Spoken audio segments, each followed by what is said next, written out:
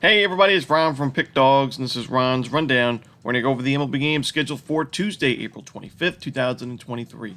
Now, if you like what you see, make sure to give this video a big thumbs up and subscribe to our channel. Don't forget to put your baseball picks in the comment section below. And if you're looking for my best bets, you can find those at the Premium Picks tab at pickdawgz.com. Alrighty, let's get into it. Here are the games for Tuesday in Major League Baseball. First up, it's the Colorado Rockies taking on the Cleveland Guardians. We're going to see Peyton Battenfield and Ryan Feltner on the mound in this one. You know, it's tough to take the Rockies on the road. As we know, this is obviously a Rockies team struggling away from home this year, and in years past, they have usually put together some of the worst road records in baseball. But this is a spot where I do think the Rockies could be competitive. Ryan Feltner is somebody that I do think has a lot of potential on the mound, and he's got good strikeout stuff. 21 strikeouts in 19 innings. He's only given up 2 home runs, and for the most part, when you look at his numbers, he's limiting sharp contact. So the big problem for him has been the free passes, giving up 14 walks in 19 innings. But if he's able to limit those free passes, he could be a really successful starter in this Rockies rotation. They could certainly use him. On the other side, Peyton Battenfield has got good numbers on paper, 1.69 ERA through his first 2 starts in the major leagues. But when you look at the fact that he's in the bottom 33rd percentile in barrel percentage, bottom 7th percentile in average exit velocity, bottom 44th in hard hit percentage, he's giving up a lot of sharp contact, giving up those barrels. He already doesn't have a very good fastball in terms of the velocity to begin with. So, not great strikeout stuff. Giving up sharp contact really could be a bad, combination there. And although the Rockies' bats are nowhere near as good on the road as they are at Coors Field, I could see this being a spot where Colorado's offense competes. So I'm going to take the 1.5 runs here with the Rockies. I think this is the game in this series that they have the best chance at competing in. So give me the 1.5 runs with Colorado. Next up, we see the Baltimore Orioles taking on the Boston Red Sox. We're going to see Corey Kluber and Kyle Bradish on the mound in this one. We saw a lot of high-scoring games at the beginning of the season between these two teams as they played on opening day, and I think we're going to see another high-scoring one in this one. I like the over. Corey Kluber already faced the Red Sox. He faced them on opening day, and he struggled in that game. He gave up 5 earned runs, gave up a couple of homers as well. So it's tough to trust him in a game like this. And, I thought last start for Kluber was a good spot for him to bounce back against the Twins. Nope, gave up 7 earned runs, 2 more home runs, giving up a lot of sharp contact this year, which is something we really haven't seen Kluber struggle with in years past. So that's concerning for sure. His strikeout numbers are a little bit better this year, but still giving up a lot of sharp contact. I think the Orioles get to him. On the other side, Kyle Bradish has missed most of the regular season because of an injury. But, he pitched well in his last game against the Nationals. He went 6 innings, shutout ball. That's against the Washington Nationals, a team that's been one of the worst in baseball against righties this year. Now you're facing a Red Sox team in a lineup that limits strikeouts against righties. They're top 10 in baseball in team OPS. They're top 5 in baseball in isolated power against those righties. So I do think that Bradish could struggle here just a little bit. I think the Red Sox get on the board against him. Don't really trust this Red Sox bullpen. The Orioles bullpen's also been shaky at times. So I do think we're going to see some high-scoring affair in this one. Give me the over in the Orioles-Red Sox. Next up, we see the Los Angeles Dodgers taking on the Pittsburgh Pirates. We're going to see Noah Syndergaard and Johan Oviedo on the mound in this one. Now, here we are. It's April 25th. We've got the Dodgers at 12-11 overall this year. A little bit of a slow start for LA. And on the other side, Pittsburgh, the Pirates 16-7 this season, 7-3 at PNC Park. And this is a spot where we saw last year, even when the Pirates were one of the worst teams in the National League, they stepped it up big time against these Dodgers. We saw them in the series at PNC Park take 2 of 3 games. And we know they were getting really good prices in that series. So, here we are again getting the Pirates at plus money because the Dodgers are one of the more popular teams in baseball. And I still think the Dodgers will go on to have the better record by the end of the year. But Pittsburgh's playing really competitive baseball, and I think this pitching matchup benefits them. I think, Syndergaard 0-3 with a 4.91 ERA. His strikeout numbers have kind of been all over the place this year. We saw it last year. His strikeout numbers went way down, and he had 22 innings of work with 19 Ks. His last start, he gave up a home run. Now that makes it 3 straight starts with giving up at least 1 homer.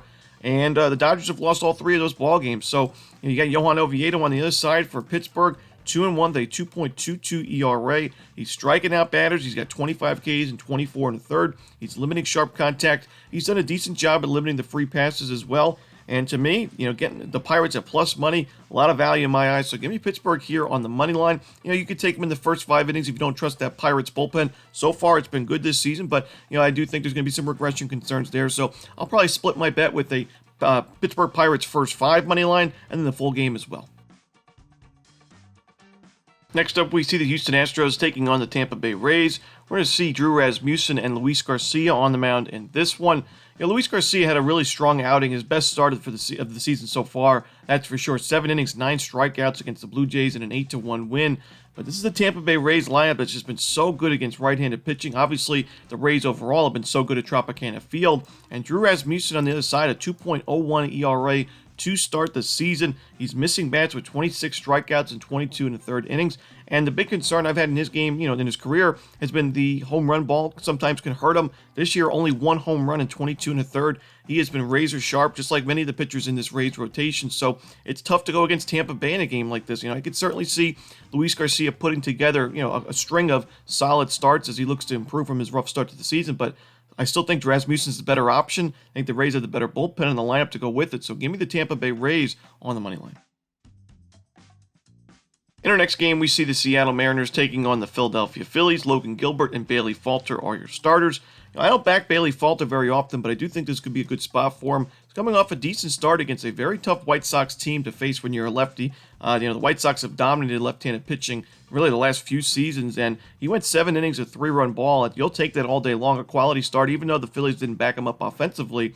It was a pretty good outing for Falter, and now you're facing a Mariners team that's ranked outside the top 15 in isolated power. Their isolated power or team OPS numbers against lefties are ranked 27th in baseball. Their strikeout percentage is 7th highest in the league against lefties, 26.2%.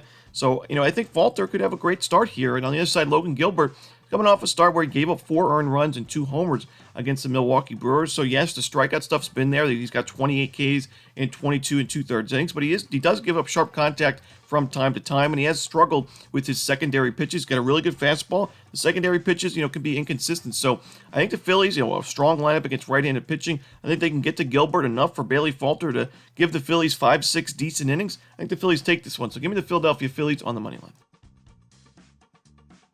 Next up, it's the Texas Rangers taking on the Cincinnati Reds. Martin Perez and Luke Weaver are your starters. Now, I like the fact that Weaver struck out 8 batters in his first outing in 6 innings against the Pirates, but he still gave up a lot of sharp contact, 2 home runs and 4 earned runs in the end, and that wasn't even at Great American Ballpark. So now you're facing, your first game at Great American this season against the Rangers team. It's 3rd in baseball in team OPS, 6th in baseball in isolated power against those right-handed pitchers, and their strikeout rate's at 21.2%, one of the lowest in the league. This does not look to be a very good spot or a bounce-back spot for Weaver. And Martin Perez, lefty on the other side. The Reds have struggled against lefties for the majority of the season so far, and Perez, one of the better lefties in the American League. I have my concerns with this game going forward. Doesn't really strike out a ton of guys. Has some, issues putting guys on base, a lot of base runners, but he pitched well enough in his first 4 games. The Rangers are 3-1 in his first 4, and he pitched pretty decent last time out, giving up only 3 earned runs in 5 2/3 innings in a 12-3 Rangers win. I think the Rangers bats really show up in this game, so I'm going to take Texas on the money line. Next up is the Chicago White Sox taking on the Toronto Blue Jays. Mike Clevenger and Jose Barrios are your starters. You look at these 2 pitchers in their ERAs. Mike Clevenger at 3.26, Jose Barrios at 6.23, so almost double of Clevenger's ERA. And you still see the Blue Jays as really big favorites in this game, and I think still for good reason. Not only was Barrios a lot better at home last year, where he gets to pitch at home in this game. We saw last year his ERA on the road above 6, his ERA at home decent at 4.24. But also, I think there's going to be really big, major, regression concerns for Mike Clevenger going forward. His last start, he pitched 3 innings. He gave up 6 base hits, 2 home runs. He only had 1 strikeout against the Phillies in a 5-2 White Sox loss. We've seen his strikeout numbers really dip the last couple of years, and we see he only has 15 strikeouts in 19 1/3 innings with 11 walks to go with it. So his control's been off. Now we're starting to see him give up some sharp contact. His strikeout stuff was already not really trustworthy to begin with. So you're facing a strong Blue Jays lineup that crushes right-handed pitching. This does not look to be a very good spot for Clevenger. And Barrios, he's not my favorite starter to back, but at home, he was decent last year. He's off to a decent start this year. I think he's good enough for the Blue Jays to grab the win and the run line cover. So give me the Toronto Blue Jays. I'm going to lay those 1.5 runs. Next up, we see the Washington Nationals taking on the New York Mets. We're going to see Josiah Gray going for the Nationals. No official starter for the Mets in this one. There's no doubt that Josiah Gray pitches better on the road than at Nationals Park. We saw that last year. And, as of late, Josiah Gray's been pitching really well. His last start, he went 5 innings, 1 earned run against the Baltimore Orioles. But the only problem is his team is just not backing him up offensively. And it's been the case for most starting pitchers in this Nationals rotation because the Nationals offense is one of the worst in baseball against right-handed pitching, that's for sure. And in fact, the last 3 games that Gray's pitched, his team has not scored a single run in any of those games. They got shut out in all 3 of those games, 1-0, 2-0, and 1-0 again. And then the previous game, in that one, they scored 1 run for him. So it was a 7-1 loss to the Braves. So, I do think eventually the Nationals are going to get some run support for Gray. But against a Mets team that last year won the majority of the games in this season series and won a majority of those wins on the run line as well in blowout fashion wins, it's tough to get there with the Nationals in this game. This is a really tough spot to be in. Give me the New York Mets. I'm going to lay the 1.5 runs. Next up, it's the Miami Marlins taking on the Atlanta Braves. We're going to see Charlie Morton going for Atlanta. No official starter for the Marlins right now. Charlie Morton, I had my concerns with his game going into the season, but I do think, he's been solid this year. Last start against the Padres, 6 innings, 1 earned run, 5 strikeouts. I don't love the fact that he gave up a home run. Don't love the fact that he walked 3 batters, but he's been good enough, and we know last year he pitched a lot better at Truist Park at home than he did away from home. So I think this could set up to be a solid outing for Charlie Morton. On the other side, we don't know who's pitching for Miami right now, but this bullpen for the Marlins has been so-so this season. I do think, one of the weaker bullpens in baseball in the National League. Obviously, the Braves, one of the best lineups in the league. So to me, I'm going to lean towards Atlanta's way and lay the 1.5 runs at home. Next up, it's the Detroit Tigers taking on the Milwaukee Brewers. We're going to see Spencer Turnbull and Eric Lauer on the mound in this one. Eric Lauer's pitched well. You look at his last 13 2/3 innings, giving up only 3 earned runs. Now, I don't love the fact that he's given up a lot of home runs to start the year, at least 1 in each of his first 4 starts, and his strikeout numbers have dipped this season, so, I do expect some regression in this game, but he's facing a Detroit Tigers team that, last year, not so bad against lefties.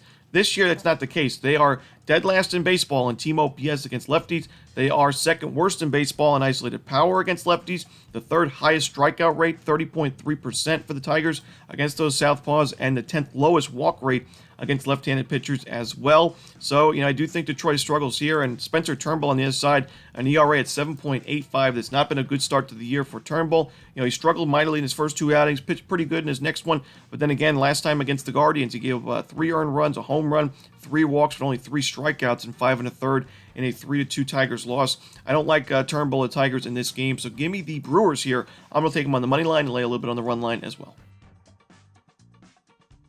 Next up is the New York Yankees taking on the Minnesota Twins with Joe Ryan and Nestor Cortez on the mound. This is a really tough game for me because the Minnesota Twins have struggled this season against left-handed pitching, but last year we saw him really get to Nestor Cortez the second time they faced him, and that was at Target Field where he's pitching in this spot. And we saw the Twins face Cortez back on April 14th. He went 7 innings, but he gave up 2 home runs in that game, and the Yankees went on to lose that one 4-3 the final. Nestor Cortez has good strikeout stuff, but he gives up a lot of fly balls at Target Field. That could be a problem, and Joe Ryan on the other side, also a pitcher that gives up a good amount of fly balls. He has been really sharp this year, and he faced the Yankees going 7 innings, 1 earned run, 10 strikeouts in that game in Yankee Stadium. The team has really backed him up offensively. A lot of run support for Joe Ryan this season. I think they can give him some runs early on against Nestor Cortez here. So in a lean, I'm going to take the Minnesota Twins on the money line. Next up, it's the San Diego Padres taking on the Chicago Cubs. Blake Snell and Justin Steele are your starters. I sound like a broken record here, but we faded Blake Snell every single start he's had this year for the Padres. They've lost all 4 of those games so far, and they've lost 3 of those 4 by more than a run. And I've mentioned over and over, we're going to get value betting on Blake Snell later this season when he sharpens up, but he's notoriously somebody that has slow starts to seasons. We saw it in the midseason last year when he started on the IL, pitched, struggled in his first few outings, then was really sharp towards the end of the season. We saw it the year before that as well when he started at the beginning of the regular season. And now we're seeing him struggle here. 6.00 ERA, 0-3 record. His strikeout numbers have been fine like they always are, but he gives up sharp contact and he has issues with his control, giving up a lot of free passes. It raises his pitch count early and gets him in trouble early, and we've seen him give up at least 1 home run in his last 3 starts and at least 3 walks in his last 3 starts. facing a Chicago Cubs team that hits lefties very well. You look at their numbers, top 5 in baseball in team OPS, top 6 in baseball in isolated power. Their walk rate's not the best, their strikeout rate's not the best, but I still think they can get to Blake Snell here. And Justin Steele on the other side, he's been one of the best pitchers in this Cubs rotation, 1.44 ERA, coming off another stellar outing against the Oakland Athletics where he went 6 innings of 1 earned run baseball. The Cubs have won each of his last 3 starts, and they've won them in blowout fashion, 10-3, 8-2, and 12-2. I think the Cubs back them up offensively. Give me the Chicago Cubs here at a really good price. Next up, it's the Oakland Athletics taking on the Los Angeles Angels. We're going to see Mason Miller and Griffin Canning on the mound in this game. You know, I don't really trust either of these bullpens. We know the Oakland A's bullpen's been one of the worst in the league, but I do think that the starting pitching matchup sets this game up to be low scoring, at least in the first half of the game. So I'm looking at the first 5 under. You know, Mason Miller's got really good strikeout stuff. We saw that in the minor leagues, and we've seen it, his first start here at the major league level. 4 1/3 innings with 5 strikeouts against the Cubs, with only 1 walk allowed and no home runs allowed. Griffin Canning's been sharp this year, 3.48 ERA in his first 2 starts of the season. I think he's going to go on to have a solid campaign for Los Angeles in that rotation. They could certainly use him in that rotation, and I think we're going to see a low-scoring game at start of this one. And like I said, when the bullpens make their way in the game, could see some more action offensively at that point. But give me the under in the first 5 between Oakland and Los Angeles. Next up, it's the Arizona Diamondbacks hosting the Kansas City Royals. We're going to see Brady Singer and Ryan Nelson on the mound in this one. I don't trust either of these starting pitching options in this game. I think we're going to see a high-scoring one. Give me the over. You got Ryan Nelson at 4.91 ERA. He's only got 14 strikeouts in 22 innings, and now starting to give up sharp contact in his last 2 games. 3 home runs allowed in those 11 innings against the Marlins and the Padres. Only 8 strikeouts to go with it and 3 walks as well. I think the Royals, a team that, like I've mentioned a couple of times, they're putting together sharp at-bats in terms of hard hit percentage, exit velocity, and although they haven't been able to do much with runners in scoring position and in the run-scoring department in general, I like the fact that they're third, only behind the Braves and the Rays, in hard hit percentage this season. Exit velocity, top 10 in baseball. I think they can get to Ryan Nelson. Brady Singer has really struggled lately. Most of those struggling starts have been at Kauffman Stadium, which is more of a hitter-friendly ballpark, especially when the wind is blowing out. But even in his last road start against the Giants, he gave up 5 earned runs and a homer in that game, and 6 innings of work, 8 base hits to go with it. He's got good strikeout stuff, but he can lose his control. He can give up the long ball, and the Diamondbacks are a really solid lineup against right-handed pitching this year. Their team OPS and isolated power numbers not too shabby against those righties. So give me the over here in Kansas City, Arizona. Next up, we see the St. Louis Cardinals taking on the San Francisco Giants, the final game for Tuesday's card in Major League Baseball. And we're going to see Jake Woodford on the mound for St. Louis, no official starter for the Giants. This is a tough game for me, but I do think that Jake Woodford's improving. And I watched his last start against the Diamondbacks, where he gave up, you look at the final line, doesn't look great on paper. 5 innings, 4 earned runs, and 2 homers, only 1 strikeout in that game. But he was really only a few mistake pitches away from putting together a solid outing. And we saw, the wind was blowing out over 20 miles per hour in that game. It was a 14-5 final score for good reason. But Woodford's last 10 1/3 innings have not been bad. He's limiting sharp contact. He's keeping the ball on the ground. Look at his last 2 games, a 24-14 ground ball to fly ball ratio compared to his first 2 games, which was an 18-12 fly ball to ground ball ratio. So, he's definitely keeping the ball on the ground.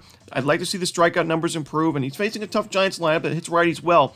But I still think Jake Woodford's doing enough here to improve his game. I think the Giants' bullpen can't be trusted at all. So if this is a bullpen game for San Francisco, St. Louis should have just as good as opportunities offensively as the Giants do. So I'm going to lean towards St. Louis in this game. I think they have the better lineup, the better bullpen, and maybe even the better starting pitcher. We'll see who San Francisco goes with in this matchup. Give me St. Louis on the money line. And that's it. Those are the games for Tuesday in Major League Baseball. Hope you enjoyed this video. If you did, don't forget to hit that thumbs up button and subscribe. And don't forget to put your baseball picks in the comment section below. Again, if you're looking for my best bets, you can find those at Pickdawgz Premium. As always, this is Ron Romanelli. Good luck.